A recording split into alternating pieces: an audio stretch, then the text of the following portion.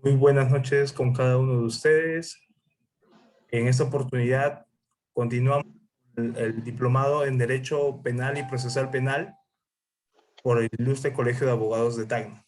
El día de hoy nos acompañará y también nos impartirá sus conocimientos el doctor Henry Coronado Salazar, quien ya se encuentra en la sala. El doctor Henry Coronado Salazar cumple una labor como fiscal adjunto provincial anticorrupción del Distrito Fiscal de Lima. Asimismo, también es especialista en Derecho Probatorio Penal por la Universidad Castilla-La Mancha en España. Es especialista en técnicas de contraexamen por California Western School of Law. Tiene el grado de doctor en Derecho y Ciencia Política por la Universidad Nacional Mayor de San Marcos y es magíster en Ciencias Penales por la Universidad Mayor de San Marcos, Lima, Perú. Estimado doctor Henry, muy buenas noches. Es un grato poder contar con su presencia en esta tercera clase. Muchísimas gracias al Ilustre Colegio de Abogados de Tacna por la cordial invitación y también a ti, Edwin, por invitarme a esta sesión en el Colegio de Abogados de Tacna. Para mí es un honor participar en el diplomado que está llevando a cabo el Ilustre Colegio de Abogados de Tacna, y esta noche vamos a comentar sobre el tema de la segunda categoría del delito, que viene a ser el tema de la tipicidad. En ese sentido, mi ponencia va a versar sobre esta segunda categoría del delito que viene a ser la tipicidad, pero lo vamos a desarrollar de una forma más práctica, ¿no? La ponencia versa de dos momentos. En una primera parte voy a desarrollar lo que es la tipicidad, el concepto, los principios generales de la tipicidad, las funciones fundamentales de la tipicidad y otros elementos. Y en una segunda parte nos abocaremos al tema de la absolución de las consultas o dudas respecto a este tema, para luego finalmente finalizar nuestra sesión, ¿no? En ese sentido, si me permiten, voy a compartir la diapositiva que se ha elaborado para esta ponencia, ¿no?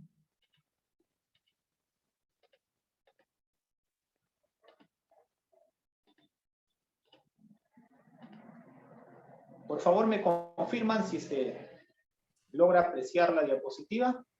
Sí, doctor, confirmado. Muy bien. Entonces les estaba mencionando de que el tema de hoy va a ser los siguientes tópicos, ¿no? Va a ser el tema del concepto de la tipicidad, las funciones generales de la tipicidad, funciones fundamentales, los elementos que la integran, la clasificación de los tipos, dimensiones fundamentales de la tipicidad, el aspecto objetivo del tipo, el aspecto subjetivo del tipo, el tema de la ausencia de tipicidad, y finalmente los elementos del delito y sus aspectos negativos.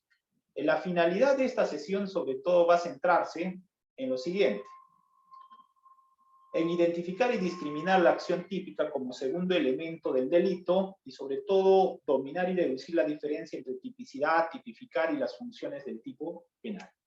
En ese sentido, de manera general, diremos lo siguiente: que no cualquier conducta o acción que una persona realiza se sanciona penalmente en nuestro ordenamiento jurídico. Para que pueda sancionarse un hecho que tiene característica de delito, tiene que de cierto modo pasar por las categorías del delito. Esto viene a ser por la tipicidad, antijuricidad y culpabilidad. Si bien ya en la primera sesión se ha desarrollado el tema de la acción, en esta segunda sesión o tercera sesión, nosotros vamos a desarrollar sobre todo este segundo elemento, la segunda categoría del delito referido a la tipicidad, y sobre todo referido a los elementos de la tipicidad objetiva y subjetiva. En ella desarrollaremos los elementos que lo integran, como vienen a ser los sujetos, ya sea sujeto activo, pasivo, a quien se le considera sujeto activo, a quien se le considera sujeto pasivo, el bien jurídico protegido, la acción o comportamiento. Y en el aspecto subjetivo vamos a desarrollar lo referido al tema del dolo y la culpa, diferenciando el dolo directo, indirecto y el dolo eventual, así como la culpa consciente e inconsciente, para finalmente aterrizar como una tercera parte de que cómo nosotros en el aspecto práctico, en el aspecto profesional, como abogados litigantes, nosotros podemos hacer uso de esta categoría del delito que es muy importante dominar para el éxito de un proceso penal. En ese sentido, de manera general señalaremos pues de que ningún hecho, por antijurídico y culpable que sea, puede llegar a la categoría del delito si el mismo no está establecido como tipo penal en la norma, esto es en el Código Penal. De la amplia gama de comportamientos antijurídicos, en este caso el legislador peruano, bajo la aplicación del principio de intervención mínima, viene a seleccionar un grupo de conductas. Esas conductas más graves, esas conductas más importantes que requieren ser protegidos, de cierto modo están establecidos en el tipo penal, es decir, en las normas del Código Penal, como delitos, ¿correcto? Entonces, para que exista o para que pueda sancionarse una conducta como delito, tiene que, de cierto modo, pasar estas categorías del delito, viene a ser la tipicidad, antijuricidad, culpabilidad, ¿no? Porque puede haber ciertas conductas que no lleguen, de cierto modo, a pasar estas categorías del delito y, por tanto, no son sancionables. Por ejemplo, un caso que podría ser típica, pero no antijurídica, y no antijurídica, pero no punible, por ejemplo, no pasa este filtro, podría ser el tema de la legítima defensa. Entonces, hay que dominar este tema de la tipicidad para que en el ejercicio de la práctica profesional nosotros podamos utilizarla correctamente. Entonces, lo primero que tendríamos que determinar es lo siguiente. ¿Para qué sirve la teoría del delito? De cierto modo, yo considero que la teoría del delito sirve para todos los sujetos procesales. No solamente para el fiscal, no solamente para el abogado, no solamente para la defensa. Para el juez sirve para establecer, desde mi punto de vista, para establecer una condena, esto es para imponer una sanción a una persona que ha cometido un delito o para absolverla. Para el fiscal, desde mi punto de vista, la teoría del delito le sirve para formular una acusación y también para sobreseerla. Cuando digo para una acusación, me estoy refiriendo, en un primer lugar, sirve para investigarlo. Esto es durante la etapa de investigación, que viene a ser durante la etapa de diligencias preliminares y la preparatoria. La acusación, de cierto modo, es la columna vertebral del proceso, porque con ello, de cierto modo, ya se da una pretensión definitiva del Ministerio Público respecto a la conducta criminal de una persona, ¿no? Entonces, la teoría del delito le sirve para el fiscal para establecer, por ejemplo, el grado de autoría y participación, le sirve para establecer si ese hecho es de carácter delictuoso o no, entre otros. Y también va a servir para establecer un sobreseimiento o requerir un sobreseimiento cuando no, por ejemplo, no encuadre correctamente el hecho al tipo, o, por ejemplo, no exista suficientes elementos de convicción para formular la acusación, ¿no? O para pedir más adelante la pena para una persona en la etapa de juicio oral. Pero también para la defensa sirve la teoría del delito. La teoría del delito para la defensa sirve para preparar su defensa. Esto es para establecer su teoría del caso. E incluso sirve para interponer medios impugnatorios. Esto es una apelación, un recurso de apelación, un recurso de casación, entre otros. ¿Correcto? Entonces, la teoría del delito, de cierto modo, lo aplicamos todos en el proceso penal. Por eso es importante conocer la teoría del delito. Segundo, la teoría del delito y las garantías.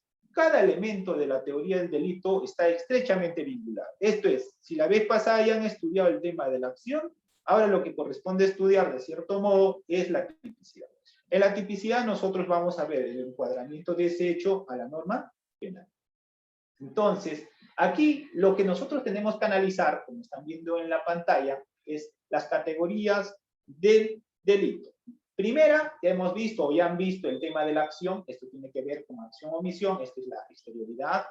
El tema de la tipicidad va a tener que ver con la legalidad, el tema de la antijudicial con la lesividad, el tema de la culpabilidad y la punibilidad. Si bien ahora solamente se requiere tipicidad, antijudicial y culpabilidad para que sea sancionable una conducta con contenido penal, esta tarde lo que nos vamos a abocar de cierto modo es al segundo, es al tema de la tipicidad. Entonces, ¿qué es un delito? Primero hay que entender que un delito es una acción típica, antijurídica, punible y atribuible a un autor.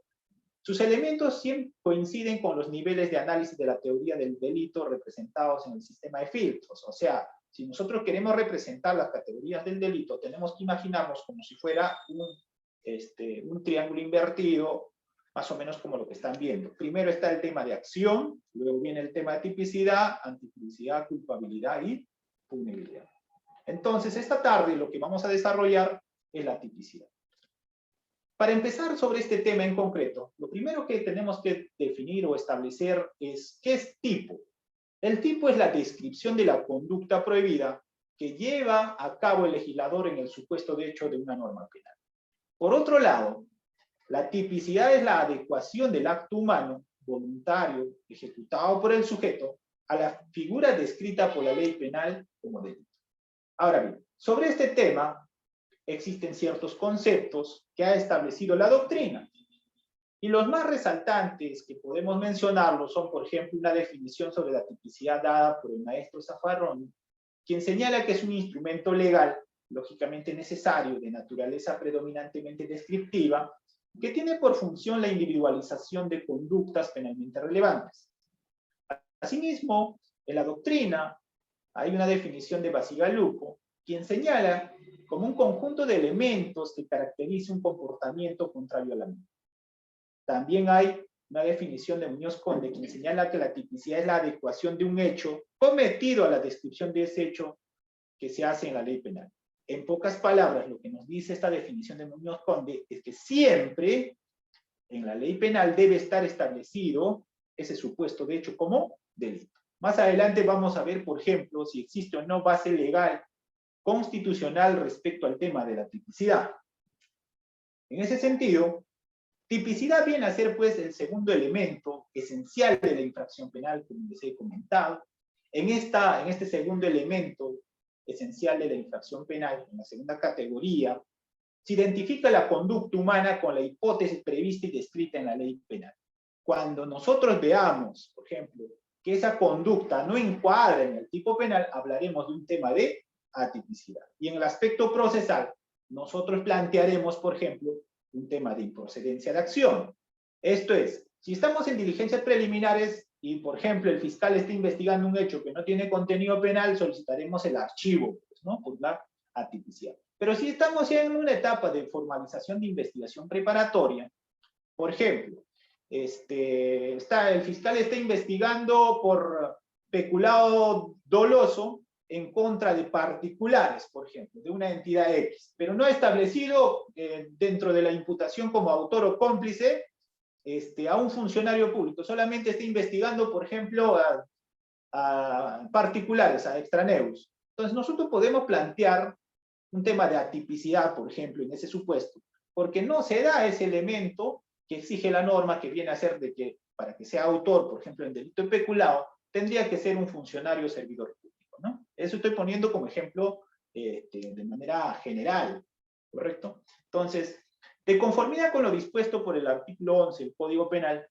una vez que nos encontramos en presencia de una acción o omisión, esa que ya les mencionó el doctor Peña Cabrera, penalmente relevante, el paso siguiente ha de consistir en determinar si ese hecho constituye delito o falta establecido en la ley penal.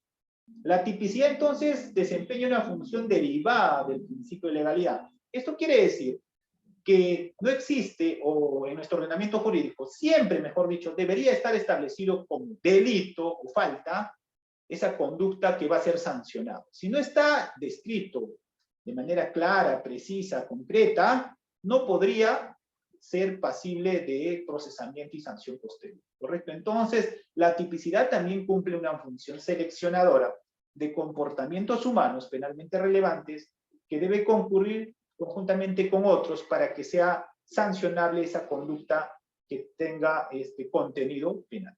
Esta función de delimitación del ámbito de lo prohibido que lleva a cabo la tipicidad supone también, en su contrario, la definición de esferas de la libertad de efectos penales. ¿Qué quiere decir esto? Que en otras palabras, lo que no está descrito como delito no debe ser sancionado penalmente. Aquí en derecho penal no utilizamos el tema de analogía. En la tipicidad se trata de comprobar que la acción analizada se corresponda de modo exacto con lo regulado por el legislador. Es decir, no se puede alterar. ¿Correcto? En el ejemplo que puse, por ejemplo, si estamos investigando como autor a un cómplice, como autor a un extraneus en el delito de peculado, por ejemplo, no encuadraría esa conducta, no encuadraría en ese tipo penal del 387, y por tanto esa conducta sería típico. Entonces, la tipicidad también, como les he mencionado, cumple esa función de establecer la legalidad de una conducta. La tipicidad como categoría conceptual también establece una relación de correspondencia entre el mundo fáctico y la norma imperativa. Este es que define un deber de actuar o de omitir. Siempre cuando vamos a hablar de un delito, vamos a hablar de acción o de omisión. ¿Correcto? En esta segunda categoría nosotros ya no hacemos mucho mención al tema de la acción o omisión, sino que nosotros nos abocamos al tema del encuadramiento de esa conducta en la norma penal. Entonces, tipo penal es lo que está descrito, ¿correcto? Y la tipicidad es la adecuación de ese hecho la adecuación del hecho en lo descrito en el tipo penal. La tipicidad, de cierto modo, tiene ciertos elementos que tenemos que conocer o simplemente recordarlo. La tipicidad, entonces, es el segundo elemento de la categoría del delito y debe de quedar claro que no todo comportamiento, es decir, no toda acción o omisión humana es constitutivo de delito. ¿Correcto? Lo será cuando se compruebe que tal comportamiento está descrito como punible por la ley penal y sea al mismo tiempo antijurídico culpable. En otras palabras, como en el ejemplo, por ejemplo, de la legítima defensa, ese hecho, si es una acción, digamos, de una persona, por ejemplo, que en legítima defensa haya disparado con su arma de fuego y haya, por ejemplo, asesinado a una persona, ese hecho será típico, es antijurídico, pero no va a ser punible, ¿correcto? Entonces, siempre para establecer si una conducta va a ser sancionable o no, tenemos que analizar las categorías del delito. Ahora bien, todos los elementos esenciales del comportamiento punible deben estar descritos en la norma penal, y esto es la misión fundamental de la tipicidad. De modo que si no se describe tal cual comportamiento punible, el mismo será impune, toda vez que no se adecua a un tipo penal particular. Entonces la función aquí de los sujetos procesales, sobre todo Fiscalía, al momento de iniciar los actos de investigación con las diligencias preliminares, ese será el primer trabajo que tendrán que hacer es de adecuar el hecho en un tipo penal. Si el hecho no se adecua en un tipo penal, o sea, no está sancionado como delito o falta, entonces la Fiscalía no tendrá facultades para poder iniciar investigación en ese caso.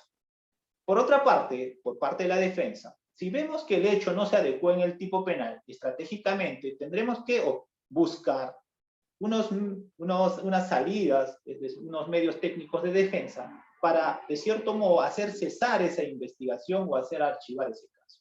Y esos medios técnicos de defensa los tenemos establecidos en el Código Procesal Penal, como por ejemplo uno de ellos podría ser el tema de la improcedencia de acción.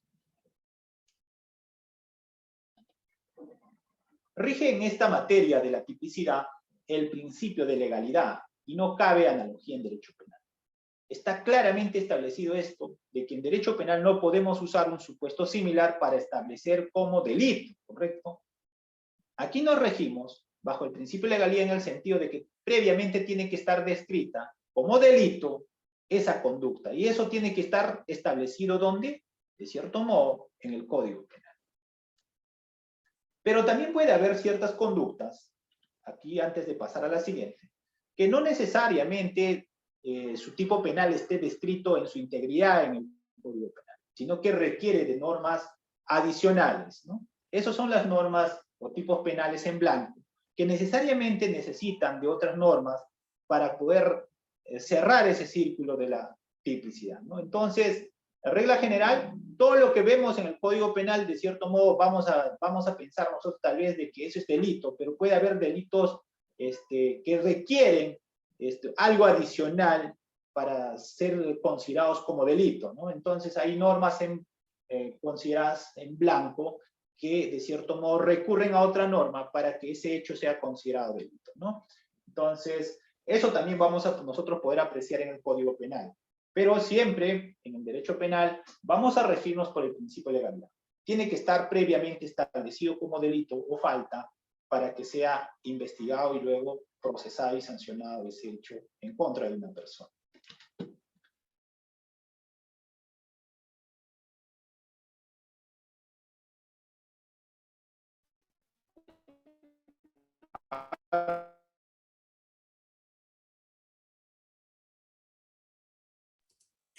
Doctor, ¿se le silenció el micrófono?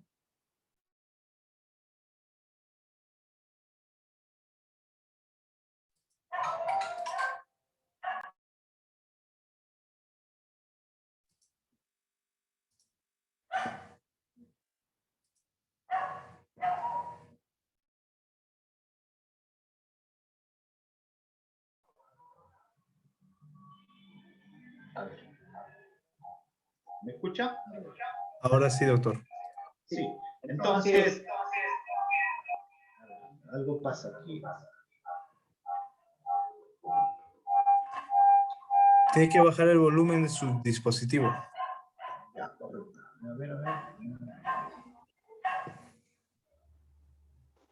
¿Aló? ¿Sí? ¿Sí? A ver. ¿Vamos? ¿Me escuchan? Ahora sí. Ya. Entonces estaba mencionando de que hay ciertos principios que tenemos que conocer, principios generales de la tipicidad, ¿no? Estos principios generales, como le he mencionado, es que no hay delito sin ley, no hay delito sin tipo, no hay pena sin tipo, y no hay pena sin delito. ¿Pero qué significa eso? Que la categoría de la tipicidad entonces expresa las exigencias del principio de legalidad para el funcionamiento del derecho penal, que no es posible analizar la tipicidad de conducta alguna frente, por ejemplo, a normas consuetudinarias, que no es posible concluir en la tipicidad de una conducta a partir de procedimientos analógicos, ¿no? Aquí no podemos hacer en derecho penal una interpretación extensiva. Si el fiscal o el juez realiza una interpretación extensiva de una norma que no está considerada como delito, podría cometer el delito de prevaricante, ¿correcto? Y podría haber no solamente una sanción administrativa, sino una sanción penal. Por eso es importante conocer aquí esta segunda categoría del delito, cuando nosotros nos vamos a enfrentar a un caso real. Muy bien. El tipo también tiene en derecho penal una triple función. Esto es una función seleccionadora, una función de garantía y una función motivadora o general.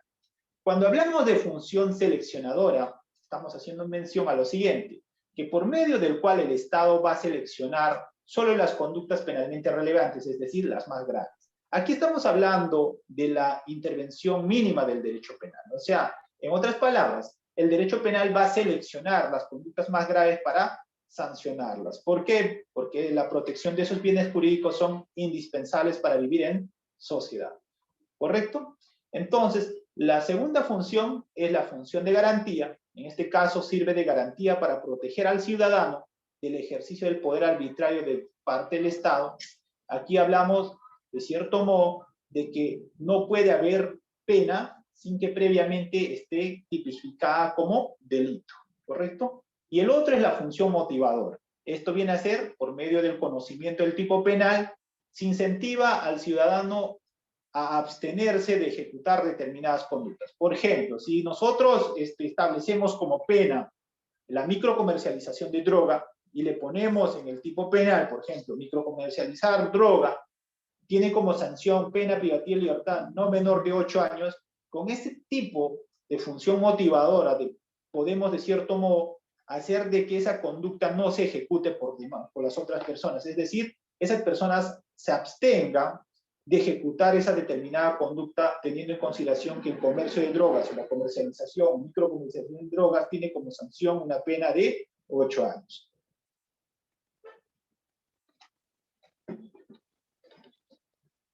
Entonces, hay también ciertas funciones fundamentales de la tipicidad que tenemos que conocer. La tipicidad tiene como funciones fundamentales lo siguiente. Primero, aplicación del principio de legalidad, como les he dicho, en derecho penal siempre hay que tener en cuenta ello. Si no se aplica el principio de legalidad, se puede cometer un tema de arbitrariedad y también se puede cometer un delito de prevaricato, ¿correcto? Entonces, no hay delito sin tipo legal. Entonces, lo primero que tienen que hacer, estimados amigos, cuando vamos a asumir un caso, es ver si esa conducta se adecua a un tipo penal. Si no está correctamente adecuado al tipo penal, me lo estoy refiriendo como defensa, tendremos que pensar en un medio técnico de defensa, es decir, en solicitar el archivo. Esto será, por ejemplo, si está en la preliminar, como vuelvo a mencionar, solicitar al fiscal el archivo del caso. Segundo, si estamos a nivel ya de la preparatoria, tendremos que plantear un tema de improcedencia del archivo. ¿Correcto? Muy bien. Pero siempre en derecho penal hay que tener en cuenta que el trabajo es estratégico, ¿correcto? O sea, si nosotros pedimos el archivo en diligencias preliminares, de cierto modo, eso no es cosa juzgada, es cosa decidida, que se puede nuevamente reabrir si hay un nuevo elemento de convicción. Pero si nosotros pedimos un archivo a nivel judicial, eso es cosa juzgada y nadie podrá reabrirlo más adelante, ¿no? El tema de derecho penal es estratégico y las proposiciones y la investigación se realiza progresivamente.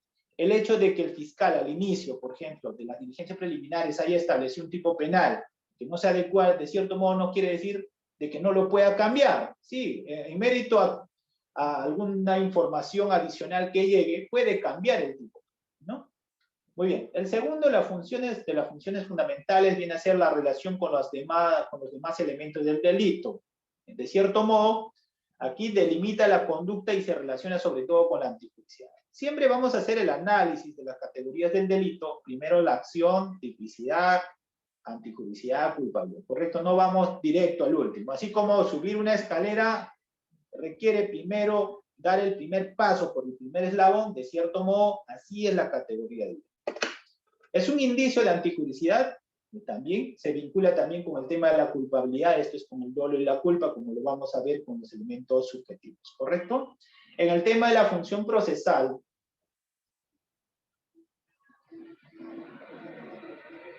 su comprobación es requisito básico para iniciar o continuar el proceso penal.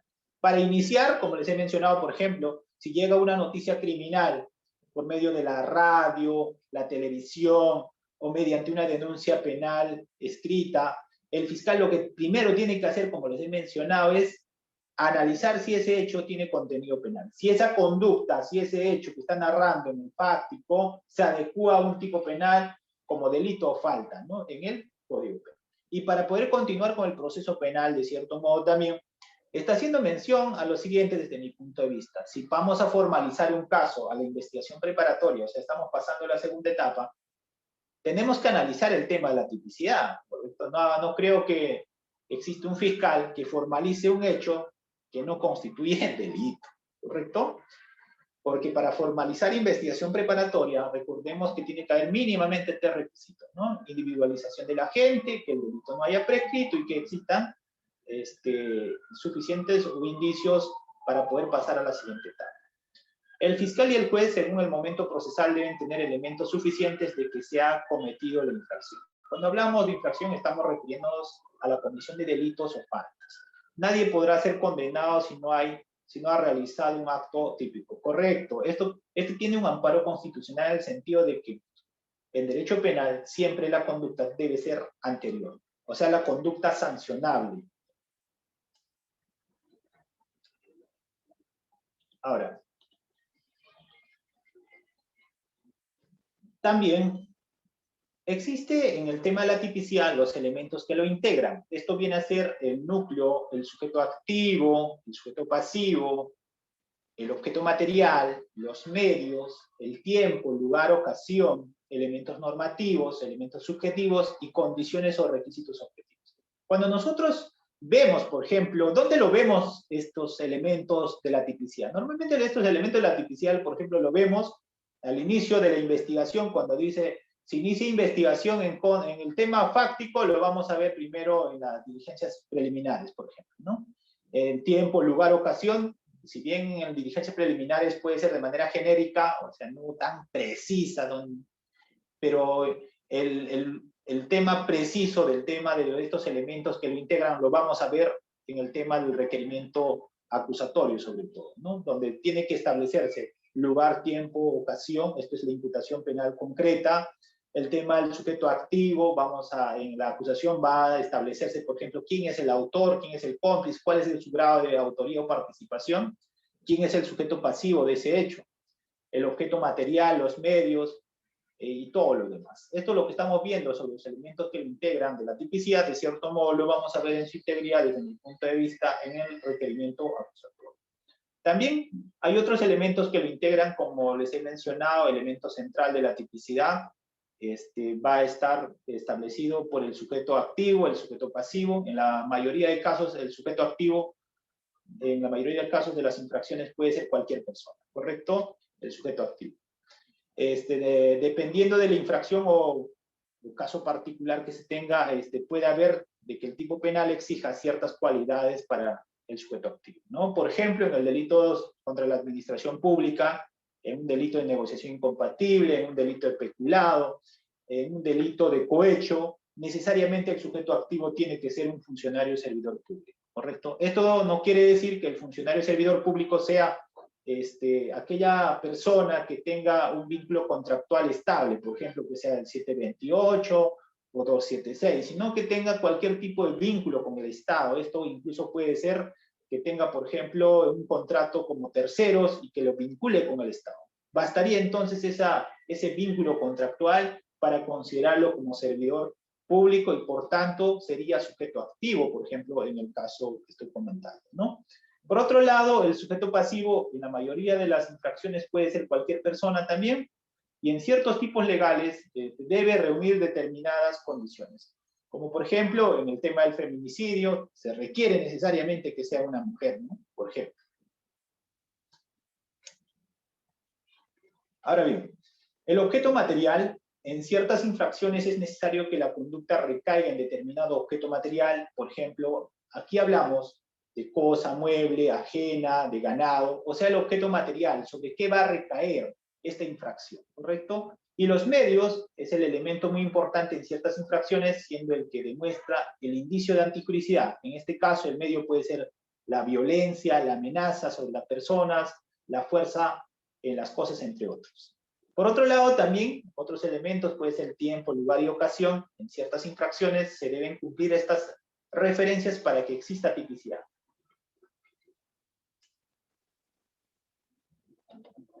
En cuanto a los elementos normativos, hace mención a las disposiciones, a las limitaciones o presupuestos de carácter jurídico, así como a normas morales y culturales que deben cumplirse para que exista tipicidad. Sin título legítimo, por ejemplo, que ejerza una persona un cargo público, ¿no? Estaría usurpando las funciones, por ejemplo, ¿no? Por ejemplo, una funcionaria, una persona, mejor dicho, ha sido designado como funcionaria en el gobierno regional de Tacna en el cargo de gerente de administración, por ejemplo. Pero esta persona no tiene el título, por ejemplo, profesional de administrador, ni de contador, ni de abogado. Y para ejercer ese cargo de gerente de administración se requiere, por ejemplo, como uno de los requisitos, que tenga título profesional. Entonces estaría usurpando el cargo, ¿no? Ejercicio ilegítimo de la profesión estaría así, ¿correcto? Entonces, en los elementos normativos, de cierto modo, lo que se exige es esa limitación o ese presupuesto de carácter jurídico, ¿no? Elementos subjetivos, cuando hablamos de elementos subjetivos, estamos hablando del ánimo del sujeto activo, o del propósito, o las motivaciones que va a tener. Deben estar presentes para que exista tipicidad. Tipicidad. Entonces, por otro lado, tenemos las condiciones de los requisitos objetivos. Esto viene a ser las circunstancias que están fuera del sujeto activo de la infracción. Por ejemplo, estos son los trámites administrativos, las decisiones judiciales, entre otras. Por otro lado, tenemos en el tema de la tipicidad también la clasificación de los tipos penales. Bueno, siguiendo al doctor Peña Cabrera, se ha visto por conveniente hacer la clasificación de los tipos penales. Nosotros podemos clasificar los tipos penales de acuerdo a su conducta. Esto es en tipos básicos, que son aquellos tipos cuya descripción de una conducta en la norma penal es más general y abierta, conteniendo el mínimo de requisitos para que dicho delito se configure. También podemos hablar dentro de de acuerdo a su estructura de tipos derivados. Estos pueden ser agravantes o atenuantes del tipo básico, por ejemplo, en el tema del homicidio por piedad, o también podemos hablar por robo agravado, ¿no? El tema de la clasificación de los tipos también es muy importante para nosotros identificar la gravedad de la pena, sobre todo, ¿no? De acuerdo a la modalidad de la realización, podemos tener tipos de mera actividad, que implica que el tipo se satisface con la realización del acto o omisión por parte del agente, independientemente de si el resultado se consuma o no.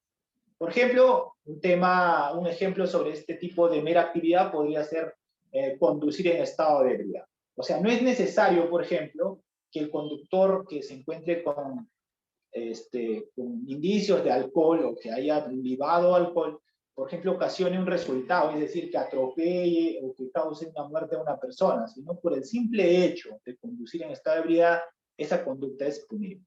El otro ejemplo que podríamos poner sobre este tipo penal de mera actividad sería, por ejemplo, de que una persona, sin tener licencia, es decir, sin tener autorización, porte un arma de fuego. Por ejemplo, una pistola, un revólver, una carabina o una escopeta, ¿correcto? Si esta persona porta esta arma, estaría cometiendo este delito de tenencia ilegal de armas, ¿correcto? Hay también, por otro lado, los tipos de resultado requieren, en este caso, tanto de la acción, que esta acción dé como consecuencia del resultado, y como, por ejemplo, podemos tener aquí en el tema del robo, ¿no?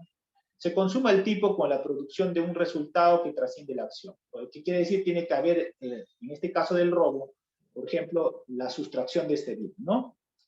Entonces, por ejemplo, de tipos de resultado, también estaríamos hablando de unos delitos contra la administración pública, por ejemplo, el delito de colusión. Si el delito de colusión, por ejemplo, no se materializa el tema de la entrega, por ejemplo, de la buena pro, sino solamente ha quedado en el proceso de selección y luego se anuló. Podríamos hablar, de cierto modo, de colusión, si ese proceso de contratación nunca se llegó a ejecutar. Es decir, por ejemplo, se llevó a cabo los actos preparatorios, se llevó a cabo el proceso de selección, pero por X motivos de oficio se anuló ese contrato antes de ser celebrado, digamos, ese proceso antes de ser celebrado el contrato, ¿no? Hay tipos de resultados que desde mi punto de vista sí requieren su materialización.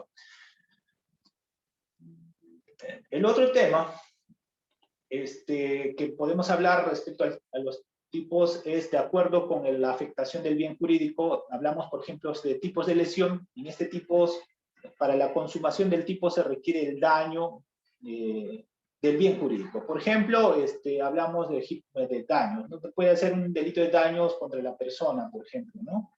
El otro tipo es tipos de peligro. La consumación del tipo requiere la sola posibilidad del peligro de un bien jurídico determinado producido por el comportamiento. En este segundo tipo, tipos de peligro, nosotros podemos diferenciar dos tipos de peligro. Podemos diferenciar tipos de peligro abstracto y tipos de peligro concreto. Sobre todo en tipos de peligro concreto, se realiza cuando el tipo penal establece una inmediata relación entre una situación de peligro con un bien jurídico determinado. Por ejemplo, creación de un peligro mediante fuego o exposición. Por ejemplo, en delitos contra la administración pública, sobre tipos de peligro concreto, estaríamos hablando en el delito de negociación incompatible. O sea, no es necesario en este tipo penal que haya peligro abstracto, tiene que materializarse ese interés. Tipos de peligro concretos. Por otro lado, tenemos, de acuerdo al bien jurídico protegido, tipos simples, cuando la tutela recae en un solo bien jurídico. Esto es, por ejemplo, en el delito de hurto se protege el patrimonio. Y tenemos tipos compuestos donde se ampara simultáneamente varios bienes jurídicos. Ejemplo, en el delito de robo se protege tanto la integridad física como el patrimonio, la libertad, entre otros. También podemos encontrar con las características del agente. Puede haber tipos comunes cuando la tutela recae en un solo bien jurídico. Ejemplo, en el delito de hurto, por ejemplo, se protege el patrimonio. En el hurto. Y tenemos también tipos cuyo agente es calificado. Estos delitos exigen la exigencia de determinadas cualidades y características por parte del agente. Por ejemplo, en el tema del parricidio, del infanticidio. No solamente, o sea, no cualquier persona puede cometer este delito, ¿no? Tiene que haber, de cierto modo, exigencia de determinadas cualidades en el sujeto activo. También puede haber tipos de delitos especiales propios. Estos son aquellos delitos que no tienen correspondencia con la persona común. Ejemplo, en el delito de tortura, por ejemplo. ¿Correcto? El otro tipo de delito que podemos encontrar por las características de la gente son tipos de delitos especiales propios. Son aquellos que sí tienen correspondencia con la persona común, sin embargo la comisión por parte de un agente cualificado denota un agravante. Por ejemplo, en el tema de la extorsión, por ejemplo, un agravante podría ser un hecho pasivo en el ámbito policial, por ejemplo, ¿no? El hecho de que un policía, por ejemplo, que se dedica al tema de tránsito, solicite una dádiva, es decir, un dinero o cualquier bien a un particular, hace que esa conducta sea gravosa, ¿correcto? O podemos hablar, por ejemplo, de la extracción ilegal de bienes culturales también como tipo agravado, ¿no? Ahora bien, señalado esto sobre el tema de la clasificación de los tipos, podemos pasar a las siguientes dimensiones fundamentales de la tipicidad. De cierto modo, la tipicidad que estamos comentando va a clasificarse en dos. En cuanto a la tipicidad objetiva y la tipicidad subjetiva. En la tipicidad objetiva, en esta etapa, se analiza si la acción objetivamente considerada se corresponde con la exactitud, con aquello que de modo abstracto se regula en la norma. Y en cuanto a la tipicidad subjetiva, en esta etapa se analiza si el autor ha tenido conocimiento y voluntad de realizar aquello que ha realizado. En el tema de la tipicidad subjetiva, sobre todo, lo que vamos a analizar es el tema del dolo y la culpa. Entonces, en la tipicidad, en los aspectos objetivos del tipo, estos son los elementos de la estructura del tipo penal, vamos a analizar la conducta, esa conducta que ya les explicó el docente anterior, que viene a ser la acción o omisión, el resultado, el nexo causal, el sujeto activo, el sujeto pasivo y los presupuestos objetivos. ¿Por qué es importante, dirán ustedes, analizar los elementos objetivos del tipo? Es muy importante porque cuando nosotros como abogados detectemos que no concurre un elemento del tipo, entonces nosotros podremos plantear un tema de atipicidad. Un ejemplo, antes de pasar al tema del desarrollo de la conducta. Por ejemplo, si yo les digo, en una institución X, que viene a ser la UGEL de Tacna, desaparecen, por ejemplo, proyectores del área de ETI, por ejemplo, llamemos área de ETI, que se encarga de un funcionario, un encargado, digamos, del área de ETI, es el que supuestamente custodia estos proyectores, computadoras, para entregarlo a los profesores, para que dicten su clase. Y de cierto modo, un día, ocurre de que ciertos proyectores, llamemos 5 proyectores, desaparecen del área de ETI.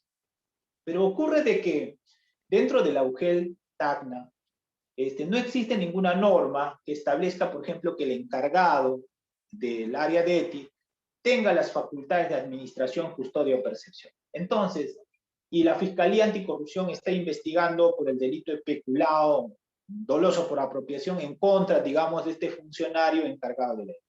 Como abogados defensores, entonces, ¿por qué es importante analizar estos elementos objetivos? Lo primero que tenemos que analizar es, primero, si esa persona es funcionario o servidor público. Entonces, ese primer filtro va a pasar, tal vez. Va a pasar porque hay un documento, hay un contrato de que el personal de la ETI sí es un funcionario servidor público. Entonces, aquí no basta establecer si este es funcionario servidor público para establecer el delito de peculado. Lo que tenemos que analizar es el segundo elemento.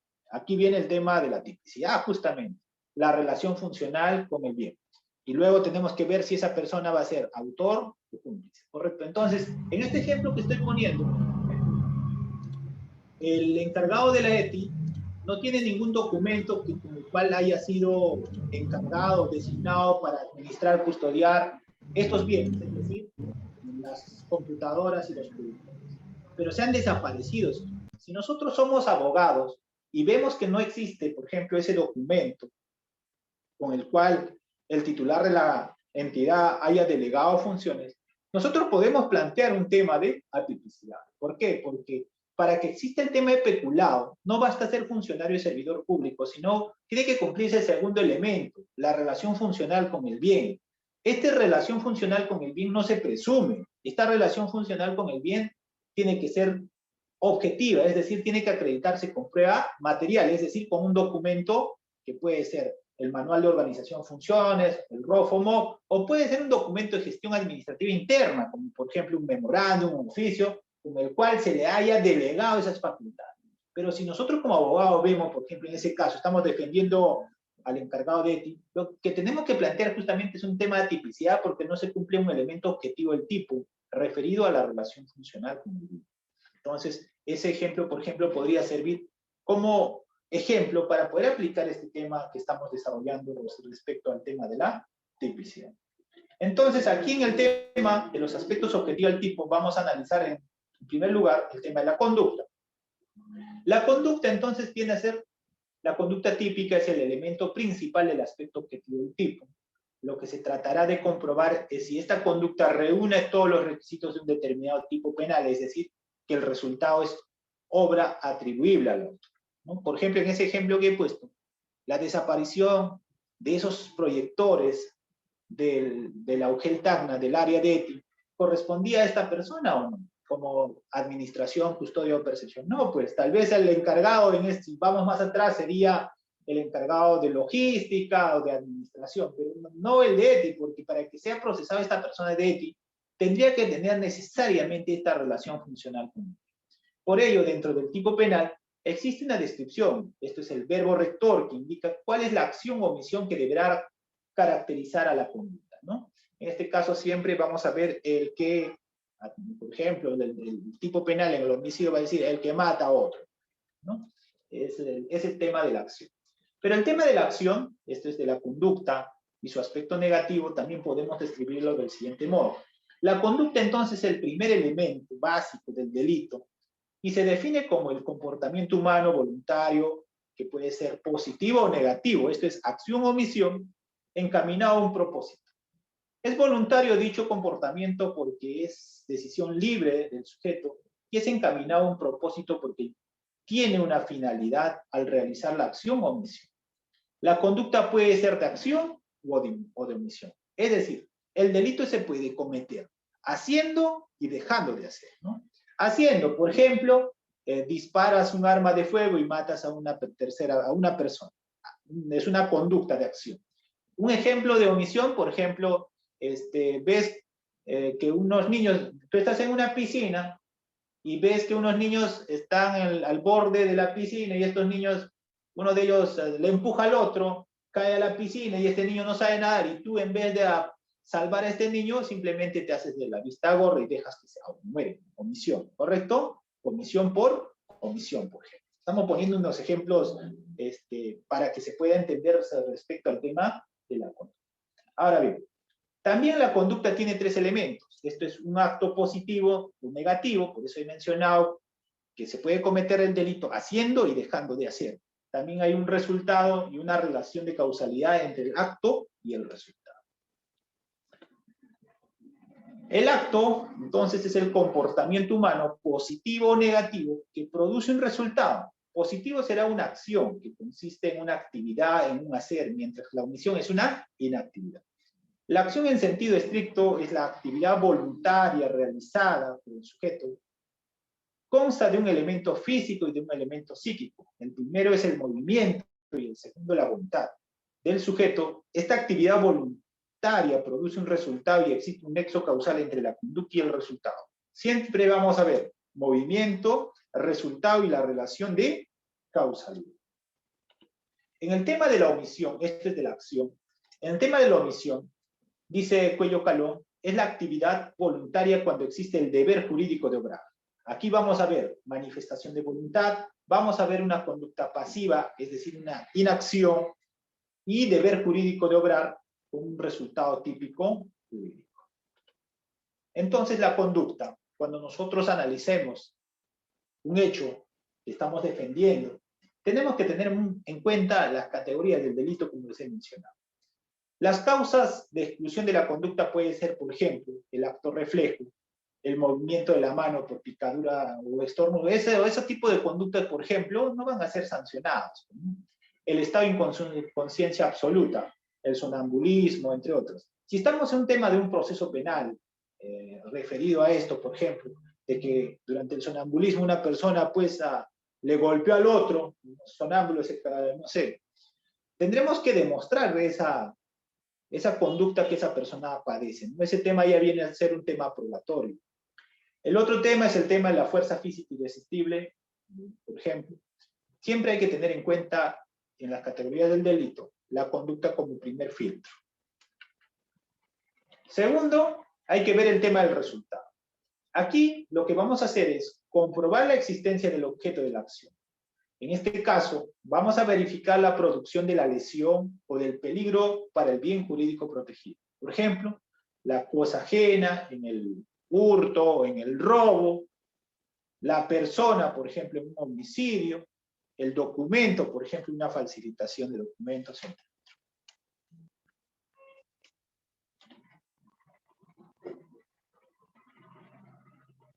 Por otro lado, también tenemos el nexo causal.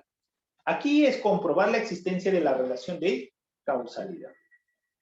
Como les he mencionado en los elementos objetivos, vamos a analizar también los sujetos del delito. Sujeto activo y sujeto pasivo. El sujeto activo, a ver, un poquito de agua.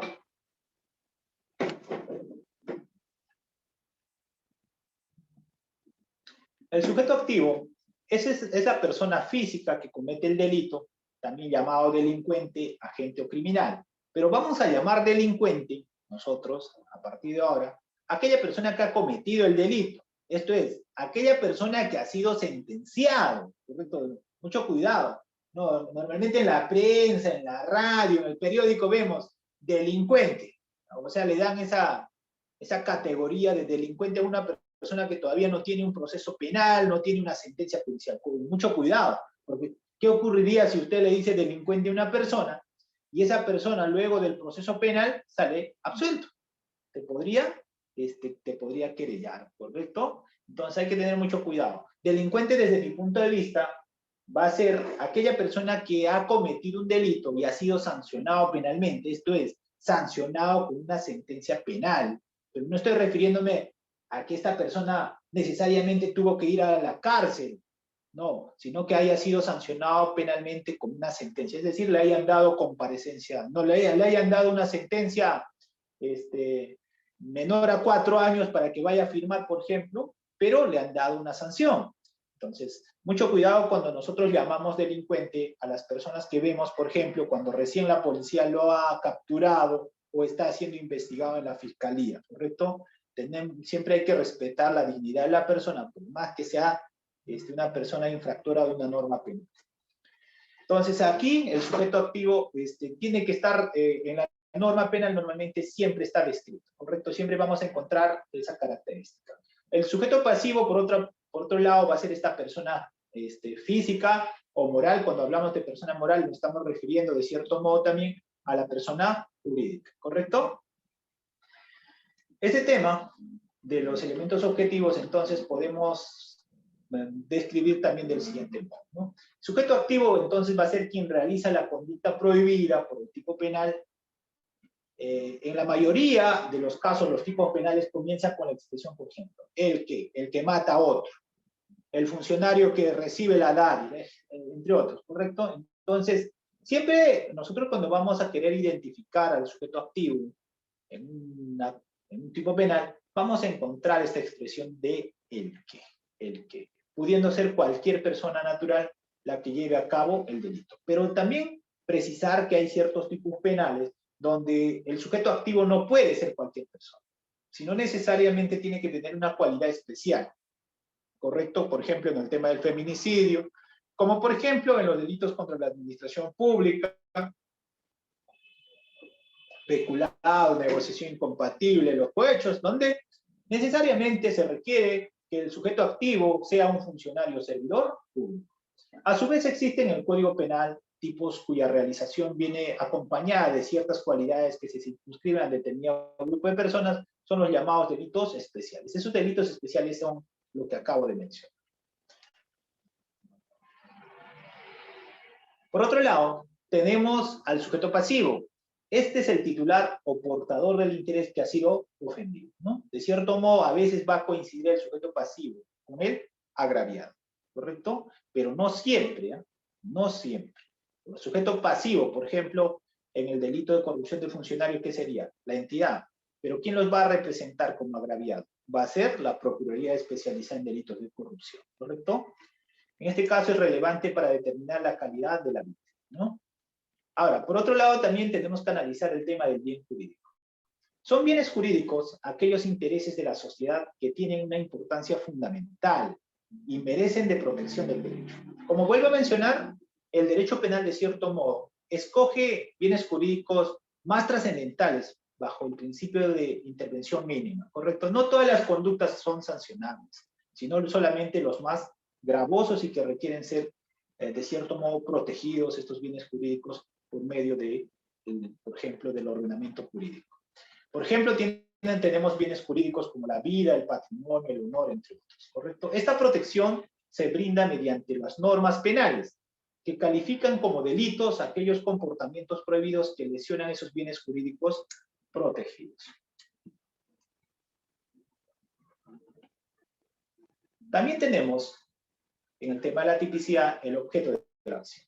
Se trata de la persona o cosa sobre la que recae físicamente la acción típica.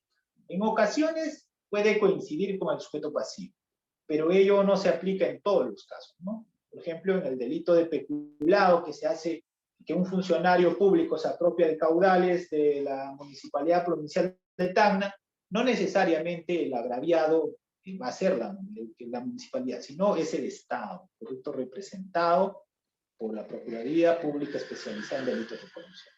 En el hurto, el sujeto pasivo es la persona a quien se le hurta, por ejemplo, pero la acción recae físicamente ¿sobre qué? Sobre el objeto que se hurta. Ahora bien, hay ciertos presupuestos también objetivos. Aquí determinan si concurren las condiciones de modo, tiempo, lugar, en este caso exigidas por el tipo. Se debe establecer si estas circunstancias constituyen agravantes o atenuantes. Este tema, ¿dónde lo vamos a ver nosotros? Si nosotros somos fiscales o nosotros somos abogados, lo vamos a ver en el requerimiento acusatorio.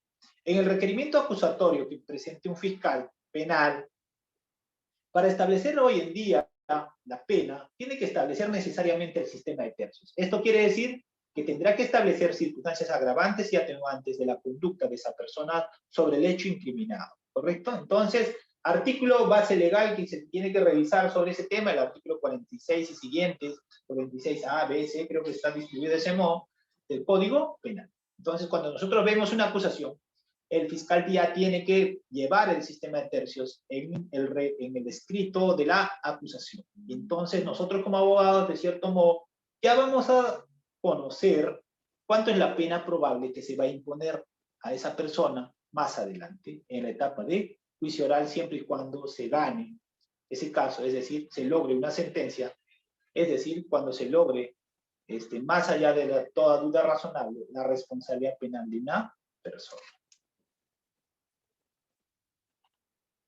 También tenemos elementos descriptivos y elementos normativos de la estructura del tipo. Cuando hablamos de los elementos descriptivos, nos estamos refiriendo a conceptos tomados del lenguaje común, como por ejemplo puede ser cosa, mueble, mano armada, muerte, lesión. Cuando nosotros veamos ese tipo de palabras en el Código Penal, estamos haciendo mención, o están haciendo mención a los elementos descriptivos. Por otro lado, cuando nosotros veamos el tema de, por ejemplo, buenas costumbres, insolvencia, autoridad, entre otros, estamos haciendo mención a los elementos normativos, que son aquellos factores que solo pueden ser determinados mediante una apreciación del valor, empleando para ello elementos lingüísticos, ¿correcto? Entonces, cuando vamos a ver la estructura del tipo, siempre vamos a encontrar elementos descriptivos y elementos normativos. Cuando hablamos de mano armada, cosa, mueble, lesión, muerte, estamos haciendo referencia a elementos descriptivos. Cuando hablamos de buenas costumbres, insolvencia, autoridad, entre otras, estamos de esos términos lingüísticos, estamos hablando de elementos normativos. Ahora bien, esos son los elementos objetivos del tipo. Ahora, en el aspecto subjetivo del tipo, vamos a ver dos elementos. Tal vez estos elementos son los más importantes también, o son importantes, mejor dicho. ¿Por qué? Porque en una investigación penal que se realice, siempre el fiscal tiene que calificar si ese hecho es cometido de forma dolosa o ha sido cometido de forma culposa. Pero para calificar eso tiene que recurrir ¿a dónde? Tiene que recurrir al tipo penal establecido en la norma, es decir, al artículo establecido en el Código Penal que establezca si ese hecho está sancionado como acción dolosa o culposa. Segundo, la regla general es de que todos los artículos que nosotros vemos en el Código Penal deben ser de tipo doloso. La excepción es la culpa. O sea, la mayor cantidad de artículos establecidos en el Código Penal van a ser de manera, están descritos, mejor dicho, de forma para conducta de tipo dolosa. El tema de la culpa tiene que estar específicamente establecido en la norma. ¿Qué quiere decir? Esa conducta tiene que tener su descripción legal en la norma, en el Código Penal, que señale que se comete de forma culposa. Ahora bien, el dolo, aquí va a venir tal vez una discrepancia por parte de los discentes respecto a cómo debemos concebir el dolo, ¿no? Para mí, el dolo es el conocimiento y la voluntad de realizar un delito o una conducta punible. Pero muchos tal vez van a decir, no, el dolo es solamente el conocimiento. Para mí es conocimiento y voluntad de realizar un delito o una conducta punible. Los llamados delitos dolosos, entonces, suponen la realización consciente, de querer, y también la voluntad, el saber, de los elementos objetivos del tipo. En otras palabras, el sujeto activo, la persona, quiere y sabe lo que realiza. ¿Correcto? Como en la imagen que están viendo. Por ejemplo, en la imagen estamos viendo que una persona con un arma de fuego está queriendo arrebatar un bien, ¿correcto? Entonces esta persona sabe.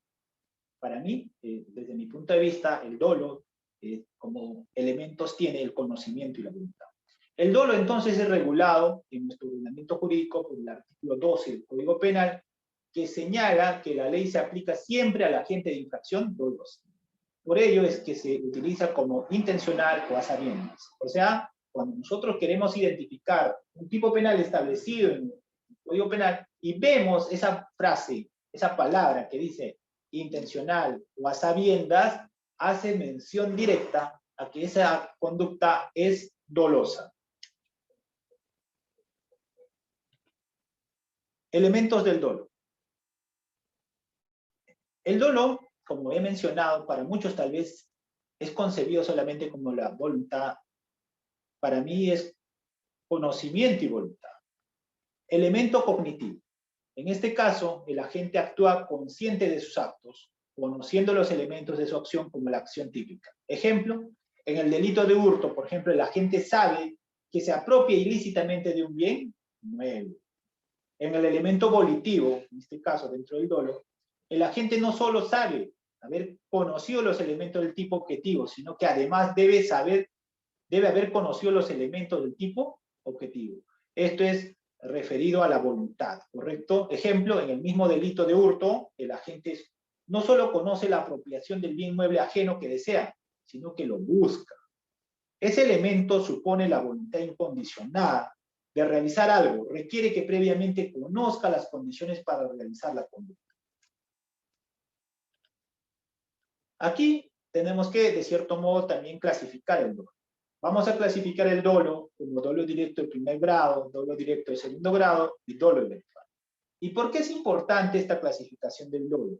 Porque cuando nosotros realizamos defensa penal, ya sea una investigación penal, como fiscal o como abogado defensor, esa conducta que está descrita como delito en el Código Penal, en un momento dado tenemos que establecer el grado de autoría y participación.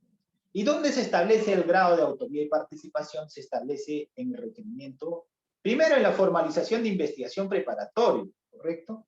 Pero esta formalización de la investigación preparatoria, de cierto modo puede ser modificado en cuanto al grado de autoría y participación. ¿Por qué? Porque durante los actos de investigación, como he mencionado, los actos de investigación son progresivos. Esta hipótesis que el fiscal manejó desde el inicio de las diligencias preliminares va, de cierto modo, enriqueciéndose con los medios de prueba, ya sea órgano de prueba personal, documental o material, y esta imputación que le hemos dado inicialmente, por ejemplo, que ha cometido en la persona en autoría, digamos, como autor imputado como dolo directo puede ser que varíe, por ejemplo, durante la investigación, es decir, por ejemplo, en la formalización de la investigación preparatoria, de un giro con los actos de investigación, ese tipo de dolo, ya no sea, por ejemplo, dolo directo, sino haya sido un dolo eventual, ¿no? Entonces, es importante esto de las categorías del delito para establecer la imputación. Entonces, ¿por qué? Porque sobre ese tipo de imputación que va a hacer la Fiscalía, la defensa va, de cierto modo, a hacer la defensa también. ¿Qué quiere decir? Si estamos diciendo que es dolo directo, quiere decir que es la misma persona la que ha hecho la acción y ha generado el resultado. Entonces, consiste en el deseo de la gente, por ejemplo, de realizar el delito, los delitos de resultado o de la realización de la acción típica, ¿no? Por ejemplo, es la persona que tenía el arma y fue él mismo el que lo mató. Estamos hablando dolo directo de primer grado. Por otro lado, hablamos del dolo directo de segundo grado, conocido también como dolo indirecto o dolo de consecuencias necesarias. En este caso, el agente en un principio no tiene como meta la realización del tipo, pero se le ha presentado como necesario o de posible realización para realizar su finalidad. Por otro lado, tenemos el tema del dolo eventual. En este tipo de dolo, el agente se representa la realización de la lesión del bien jurídico como posible, pero la acepta y se conforma con ella, continuando con su acción. Un ejemplo de dolo eventual sería el siguiente. Por ejemplo, estoy yendo con mi camioneta, siempre recurro, por ejemplo, o paso por la calle Arica. Y ahí hay un colegio, el Colegio Santana, donde salen niños. Bueno, estamos poniendo un ejemplo de que hay clases presenciales, ¿no? Entonces, como yo siempre recurro por la calle Arica con mi vehículo y sé que por esa zona hay que conducir por un máximo de 10 kilómetros por hora, pongamos, pero teniendo pleno conocimiento también que por esa zona, por ejemplo, suelen pasar niños o ancianos, por ejemplo, por la calle Arica, en cruces del parque, por ahí, teniendo pleno conocimiento de ello, yo conduzco mi vehículo, por ejemplo, ya no a 10 kilómetros por hora, sino que conduzco a 60 kilómetros por hora, sabiendo de que en cualquier momento puede, por ejemplo, cruzar un niño o un anciano, ¿correcto? Pero yo confiado en que no va a pasar, conduzco bajo esa concepción de que no va a pasar nadie, pero ocurre de que un día cuando estoy conduciendo con esa velocidad de 60 kilómetros por hora pasa un niño y lo atropello y lo mato. Entonces, podrían imputarme ahí como dolo eventual en el sentido de que yo tenía pleno conocimiento que por esa zona, primero, no podía recorrer conduciendo mi vehículo con una velocidad mayor a 10 por hora. Segundo, que yo tenía ya conocimiento de que por esa zona, por ejemplo, transitaban niños o ancianos, ¿correcto? Entonces, en esos supuestos, por ejemplo, que estoy poniendo, podríamos imputar el tema del dolo eventual. Este tema del dolo, de cierto modo, va a ser muy importante, sobre todo para la Fiscalía. ¿Por qué? La Fiscalía tiene que establecer qué tipo de dolo es y luego para que pruebe en un proceso penal. Aquí va a tener que verificarse la concurrencia de los elementos subjetivos especiales, es decir, el ánimo, el propósito, la intención, ¿correcto? En el tema del dolo se tiene que descartar de cierto modo también el error de tipo, que esto es, si esta conducta es invencible, elimina el dolo y la culpa, si es vencible, elimina el dolo y subsiste la culpa, ¿no? Por otro lado tenemos, como elementos subjetivos, la culpa. Aquí la clave en el tema de la culpa es conocer la negligencia, la imprudencia y la impericia. Las negligencia, imprudencia y impericia, ¿correcto? Culpa. Conducta culposa, entonces, va a ser la realización descuidada de los elementos objetivos del tipo subjetivo, ¿no? El resultado dañoso se produce por la violación de los deberes de cuidado. Si nosotros queremos revisar una norma del Código Penal respecto al tema de culpa, tenemos que revisar el artículo 12 del Código Penal. Ahí dice claramente lo siguiente: las penas establecidas por la ley se aplican siempre al agente de infracción dolosa. ¿Qué quiere decir? La regla general es que todas las conductas del Código Penal deben ser dolosas. Y si queremos encontrar una conducta culposa, la norma tiene que establecerlo claramente que ese hecho se sanciona de forma culposa. El artículo 11 del Código Penal señala que son delitos y faltas las acciones o omisiones dolosas o culposas penadas por la ley, con lo cual queda establecido que los delitos imputables al realizar el tipo sin tener esa intención pero a consecuencia de un actuar negligente son hechos punibles a manera de culpa, ¿no? Ahora bien, no todos los hechos culposos o imprudentes son castigados en todos los casos, sino solamente cuando la ley expresamente lo establece. Esto se basa en el principio de mínima intervención y en el de menor reproche a este tipo de ilícitos, ¿correcto? Puede haber ciertas conductas que no necesariamente van a llegar, por ejemplo, a ser sancionadas. Por ejemplo, tengamos un ejemplo, ya un poco extremista, ¿no? Un ejemplo de peculado. Pongamos, por ejemplo, que mi asistente en función fiscal, se ha llevado, por ejemplo, 100 hojas de papel bond de la fiscalía, pongamos hojas membretadas de la fiscalía, para hacer su trabajo de la universidad. Pero ¿qué ocurre de que en la puerta, por ejemplo, en la puerta de la fiscalía, el de seguridad lo detecta y, bueno, se hace la acta y se interviene, pues, esa persona que está llevando un bien de la entidad? Pero si nosotros vemos, por ejemplo, ese hecho así de manera blanco y negro, como quieran decirlo ustedes, como a veces se me ocurre decir, ese hecho por sí solo constituiría el delito de peculado, ¿correcto? Peculado doloso por apropiación, llamemos así. Pero si nosotros procesamos ese hecho por ese monto, digamos 100 hojas, un valor será pues de 10 soles, no merece, por ejemplo, que ese hecho que se constituye delito se ha llevado a la etapa del juicio oral y se le puede imponer, por ejemplo, una pena no menor a 4 años, ¿no? Podríamos aplicar, por ejemplo, el tema de la mínima intervención aquí, en el sentido de que esa conducta realizada no es tan gravosa, ¿correcto? Y que se puede satisfacer de otro modo. En ese caso, por ejemplo, podría satisfacerse con un tema de mínima intervención por parte, ya sea desde mi punto de vista, tal vez podría ser con una resolución judicial en la etapa intermedia, pero estableciendo de cierto modo un resarcimiento para que no quede impune el tema de la reparación civil, ¿no? O sea, usando el artículo 12, inciso 3, si no me equivoco, del nuevo Código Procesal Penal, se podría archivar ese caso como un tema de mínima intervención y se podría imponer una reparación civil como resarcimiento por esa conducta. Entonces, en nuestra jurisprudencia existe también esta figura que los abogados deberían conocer para solicitar en algún momento la aplicación del principio de mínima intervención. Aunado a esto, hay que tener conocimiento también de que, por ejemplo, los abogados deberían conocer las salidas alternativas, ¿no? Entre ellas, la más importante tal vez el principio de oportunidad. Y en el principio de oportunidad, por ejemplo, conocer que los criterios de oportunidad se pueden aplicar hasta en 3 momentos. Primero, se puede aplicar durante las diligencias preliminares, esto es a nivel fiscal.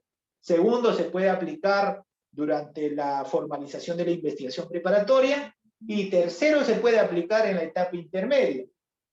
Esto es cuando se hace o se corre el requerimiento acusatorio. Y ustedes me dirán dónde está la base legal de esa norma. Yo les voy a dar esta noche 650 para que puedan utilizarlo también si ustedes lo consideran necesario en un tema que esté dentro de los supuestos de la tipicidad, es decir, ese hecho, por ejemplo, no tenga pena superior a los 4 años, ¿no? De manera general.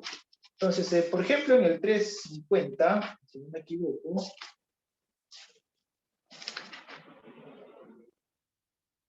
por ejemplo, ¿dónde está esa base legal? Usted dirá, está mencionando usted, está claramente, y anótenlo si es que desea, está en el 350, inciso E, que señala etapa intermedia, instar la aplicación si fuera el caso de un criterio de oportunidad. Entonces, tenemos 3 momentos, por ejemplo, si nosotros hemos adecuado el hecho correctamente y vemos que esa conducta, por ejemplo, no tiene pena superior a los 4 años, podemos solicitar el principio de oportunidad en primer momento, en diligencias preliminares. Podemos solicitar el principio de oportunidad en el segundo momento, en la formalización de la investigación preparatoria. Y en el tercer momento, en la etapa intermedia, incluso cuando nos corre ya el requerimiento acusatorio, podemos plantear como medio técnico de defensa el 350 en base al 350 inciso E, la aplicación de un principio de oportunidad.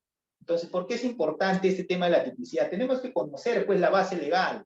¿Correcto? Y la base legal justamente es que lo que estamos comentando es que hablamos de tipicidad cuando ese hecho esté descrito como esté descrito en el tipo penal, ¿no? Ese hecho esté descrito en el tipo penal.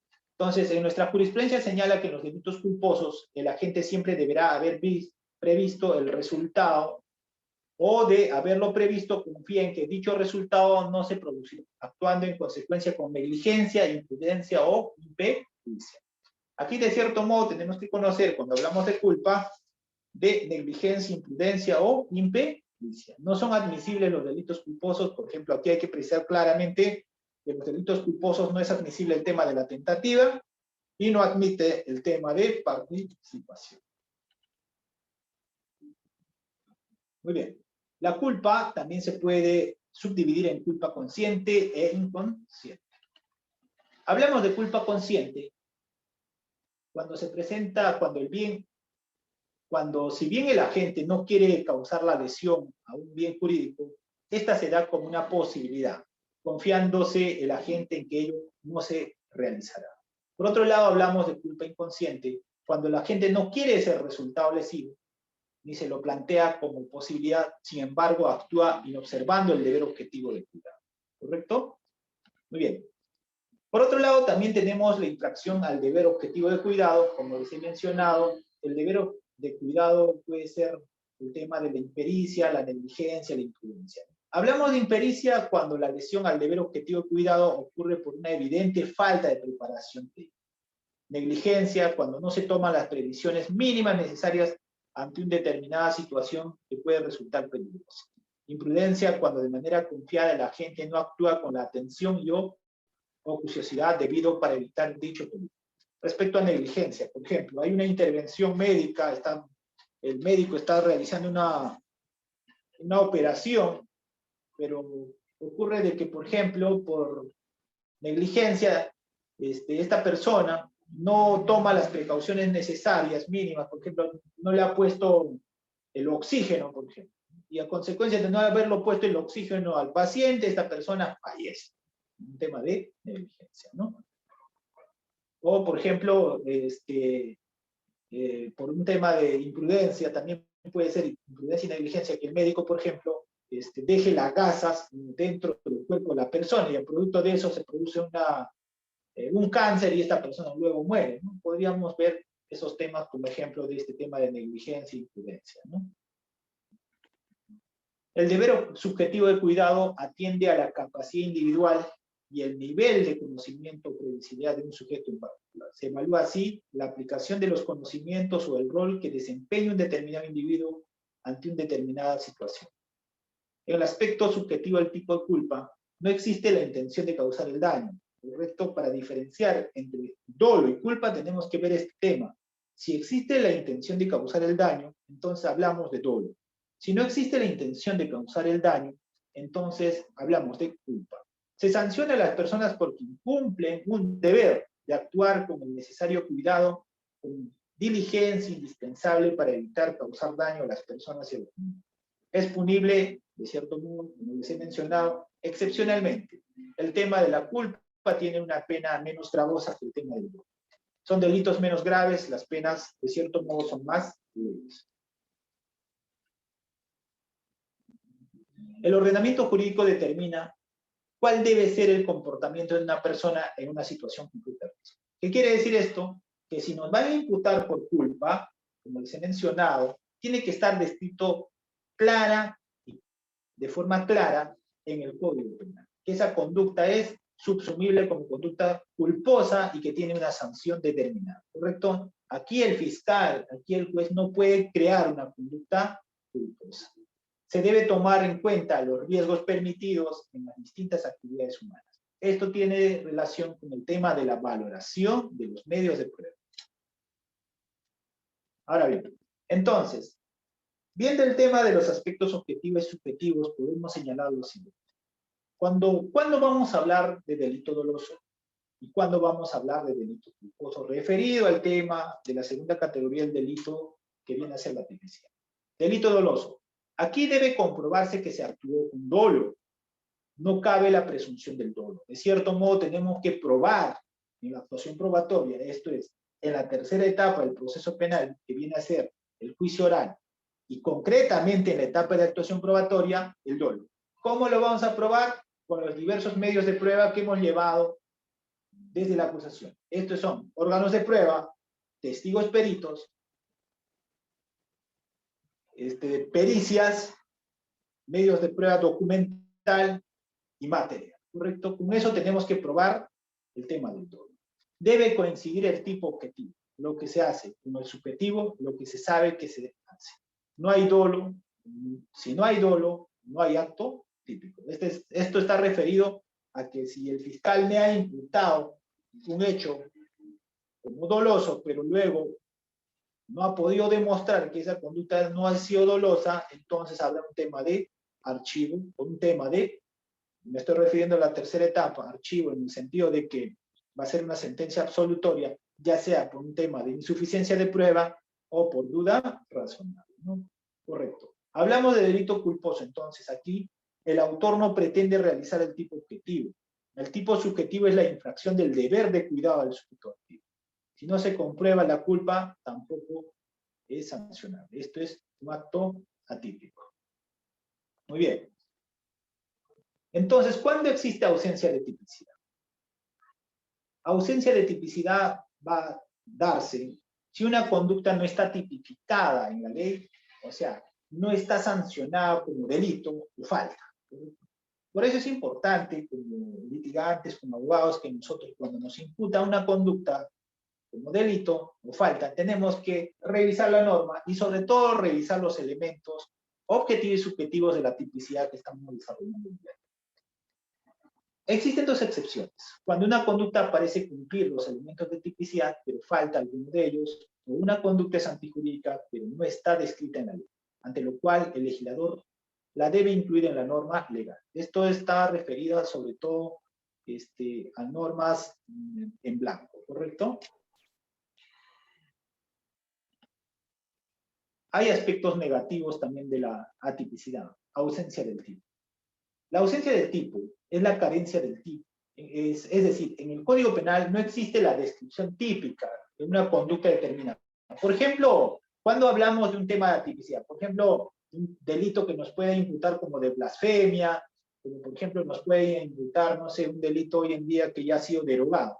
Si eso ha sido imputado por el fiscal, nosotros podríamos plantear el tema de la atipicidad, ¿correcto? Y el otro tema que aquí es importante comentar también es respecto al tema de la tipicidad y la atipicidad, es que cuando los fiscales realizan el archivo fiscal, esto es en las diligencias preliminares, de cierto modo deberían pronunciarse si esa conducta se archiva, porque falta elementos de convicción o esa conducta es atípica. Pero muy pocos colegas hoy en día en su archivo fiscal señalan eso. Yo creo que la defensa, de cierto modo, debería exigir eso, en el sentido de que, ¿por cuál de los dos supuestos me archivas el caso? Me archivas porque ese hecho es atípico, que quiere decir, no encuadra esa conducta en el tipo penal y por eso te estoy archivando. Si me archivas por atipicidad, quiere decir que ese caso nunca va a reabrirse. Pero si me archivas por falta de elementos de convicción, eso tiene que estar preestablecido también en la disposición. Es decir, debería señalar el fiscal, dentro de los fundamentos de su archivo fiscal, que es por falta de elemento de convicción.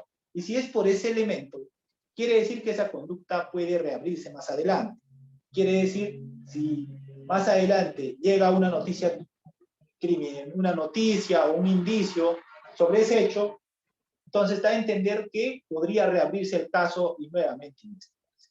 Entonces, en el tema de la tipicidad de la conducta en los archivos fiscales, sobre todo en diligencias preliminares, sería necesario e importante, y también para el tema de la seguridad jurídica de las partes, que el fiscal cuando archive señale si es por un tema de tipicidad o por falta de elementos de convicción. Muy bien. Ya para poder finalizar esta sesión, habría que comentar también de los elementos del delito y sus aspectos negativos. Cuando nosotros vamos a ver un hecho penal, vamos a ver siempre esto: conducta, tipicidad, antijudicidad, imputabilidad, culpabilidad, condicionalidad, objetiva y punibilidad. Cuando vemos conducta, nosotros como abogados, ¿qué vamos a ver? Hay que ver si hay ausencia de conducta. Igual como fiscales. Cuando hay tipicidad, ¿qué vamos a hacer? vamos a analizar si hay ausencia de tipo o atipicidad. Cuando hablamos de antijuricidad, que será categoría del delito, tenemos que invocar ¿qué cosa? Causas de justificación. El otro, imputabilidad, inimputabilidad. De ese modo. Y en este cuadrito también hay más comentarios que podemos hacer sobre este tema del filtro. Por ejemplo, en el aspecto positivo, la acción, la adecuación del tipo, la antijuricidad, la imputabilidad. ¿Correcto? Acción, tipicidad, antijuricidad, culpabilidad y punibilidad. Pero aquí, en el aspecto negativo, podemos buscar acción, causas que excluyan la acción. Cuando nosotros estamos defendiendo, tendríamos que revisar este tema, respecto a la acción. Por ejemplo, en el tema de la legítima defensa, en esos casos. En el tema de la tipicidad, error de tipo o no. Para el tema de la tipicidad. En el tema de la antijuricidad, causas de justificación, ¿correcto? Entre otras. Señalado esto, entonces, vamos dando por concluido la intervención precisando lo siguiente. La tipicidad, entonces, es la adecuación de la conducta al tipo penal. La acción típica es solo aquello que se acomoda a la descripción objetiva. La tipicidad se encuentra fundamentada en el artículo 2, inciso 24, apartado B. O sea, ¿cuál es la base legal constitucional de la tipicidad? Es esta, desde mi punto de vista. Artículo 2, inciso 24, literal D de la Constitución, que si nosotros lo leemos en este momento, claramente lo señala lo siguiente.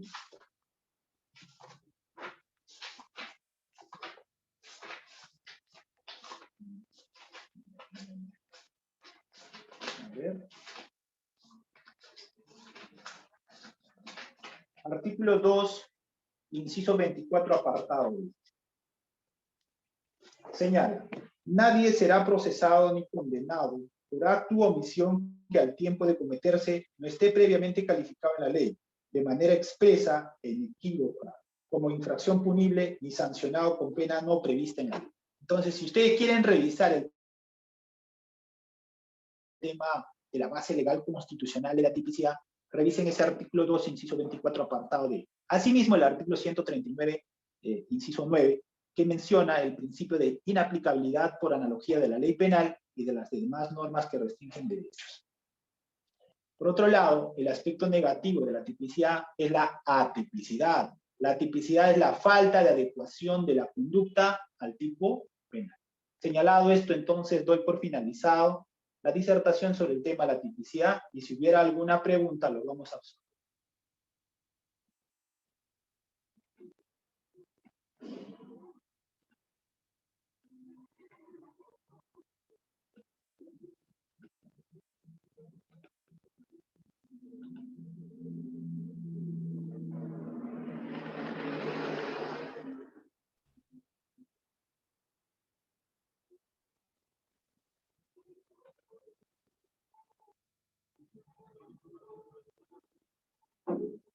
¿Hay alguna pregunta de algún participante sobre este tema?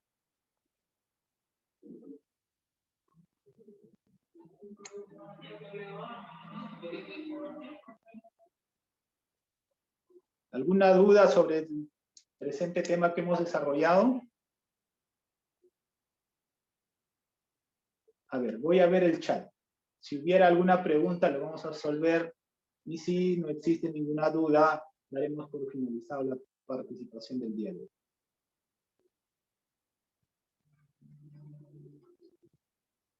Bueno, veo de que no hay ninguna pregunta en el chat, a menos que puedan hacerlo por el micrófono. Doctor. Sí, le escucho. ¿Qué relación hay? A ver, por favor, ¿me puede dar su nombre para verlo? O prenda su cámara, mejor dicho, para yo también verlo. Prenda su cámara. A ver, voy a poner acá en el grupo. A ver, por favor, prenda su cámara para yo también verlo y veo y observo la ley.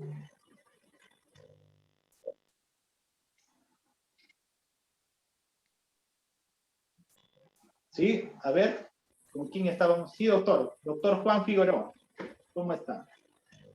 No le escucho, doctor. Su audio está apagado.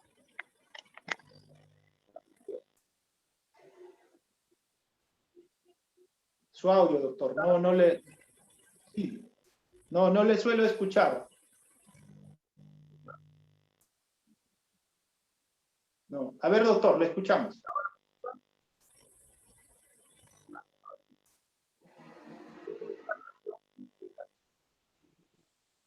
No. Tiene Doctor. inconvenientes con su señal. ¿Se puede activar y volverlo a activar el micrófono? Sí, no le suelo escuchar. O si no, escríbanos por el chat, doctor, para poder nosotros leer su pregunta y poder absolver. A ver, ¿alguna otra duda sobre este tema?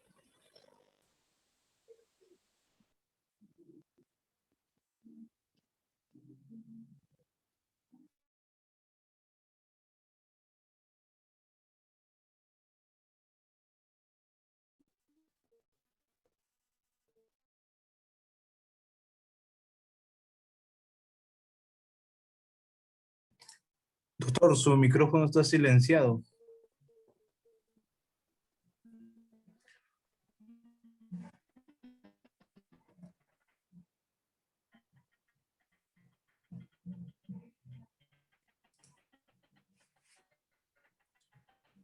Doctor, ahora sí. Sea para dar una revisión o para recordar este tema de la tipicidad o como pauta también para el tema de la defensa que puedan hacer de un caso penal. Bueno, señalado esto en todo caso, en vista de que no hay ninguna pregunta, entiendo de que ha sido claro la ponencia. Les quiero agradecer por haberse dado esta tarde un tiempo para poder escucharme sobre este tema de la tipicidad. Muchísimas gracias a todos ustedes, muchísimas gracias al Colegio de Abogados de Tacna, y estaremos viéndonos en otra oportunidad. Buenas noches. Muchas gracias, estimado doctor Henry Coronado. Es un placer poder contar con su persona para esta ponencia. Agradecemos, bueno, en nombre de todos los participantes, en nombre del señor decano y de la Junta Directiva también, expresamos el saludo correspondiente y la gratitud por habernos acompañado el día de hoy. Doctor, no sé si puede coger la pregunta del doctor Juan Figueroa que formula en el chat. A ver, si ¿Se hubiera... podría? A ver, le leo, doctor. Indique, por favor, si hay alguna relación entre la tipicidad subjetiva y objetiva del derecho penal con la culpabilidad subjetiva en el derecho administrativo sancionado. Ya. En el derecho administrativo sancionado. Ah, ya. No. La responsabilidad penal en este caso va a ser independiente. Estos casos, por ejemplo, yo lo he visto muchas veces en tema de corrupción. Lo sancionado en el ámbito administrativo no influye en el ámbito penal, ¿correcto? Si a usted le están investigando, por ejemplo, en Contraloría o en su institución, le han aperturado un proceso, eso, de cierto modo, no lo exime de una responsabilidad penal, ¿correcto? El tema del dolo es independiente para el tema del ejercicio de la acción penal que para el tema de la sanción administrativa que se puede hacer.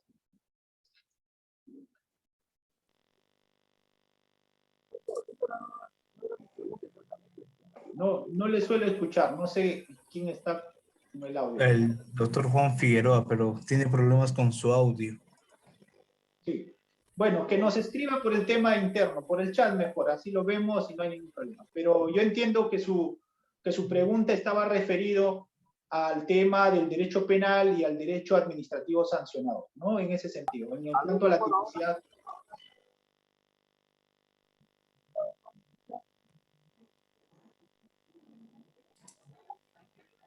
No, tenemos problemas con su audio. Sí, no sé si nos puede escribir en el chat, doctor Juan Figueroa. Sí. Bueno, en todo caso ya lo observará, en todo caso lo vamos a absolver por el interno, seguro que lo van a dejar. Bueno, en todo caso, voy a dar por finalizado mi participación en vista de que no hay otra pregunta. Como vuelvo a repetir, muchísimas gracias por la cordial invitación. Les voy a enviar las diapositivas para que puedan tener. Muchas gracias.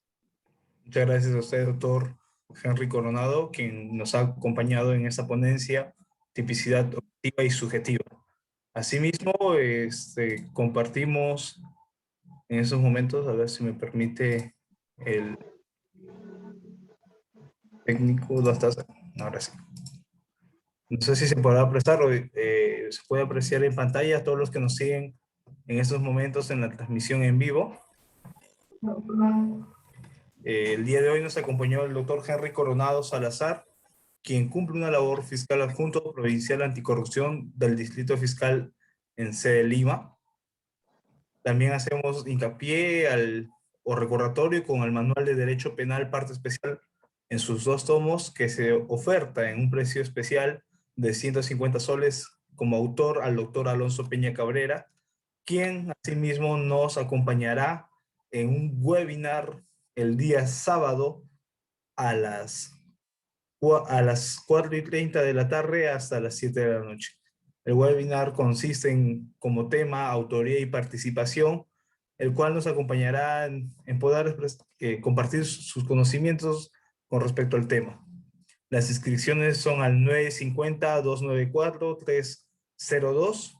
Los precios que están estipulados en el flyer, público en general o profesionales 35 soles, agremiado 25 soles y estudiantes 15 soles. Pueden escribir, reitero, al número 950-294-302 para poder realizar su proceso de registro. Así también le hacemos hincapié a la Cruzada de Solidaridad, en donde el Ilustre Colegio de Abogados, conjuntamente con la sociedad civil organizada, están realizando este fondo, donde consiste en la instalación de una planta de oxígeno. Tal como aprecian en pantalla, se puede fijar el número de cuenta de ahorros en el banco BCP. Asimismo, para nuestros agremiados, el beneficio de la mascarilla KN95 al pago de sus cuotas. De la misma forma, continuamos auxiliando a los agremiados con el préstamo de los balones de oxígeno para cada uno de ellos, cumpliendo los requisitos que se aprecian en pantalla. Y para la población en general, el consultorio jurídico gratuito para mayor consulta o atención al 977-88-1206. Sin más que agregar, nuevamente reiterarles a todos los que nos siguen en la transmisión en vivo, el webinar de autoría y participación otorgado por el doctor Alonso Peña Cabrera Freire. Indicar a todos los participantes matriculados en este diplomado que tienen acceso libre a la sala Zoom para esta clase. Si desean el certificado por las horas académicas que se estipulan en el flyer, es decir, por 20 horas, pueden realizar la coordinación por interno para poder ser acreditados por el mismo. Sin más que agregar, agradecemos nuevamente al doctor Henry Coronado, quien nos acompañó el día de hoy con el tema tipicidad objetiva y subjetiva. Conmigo fue hasta hoy y que tengan una buena noche.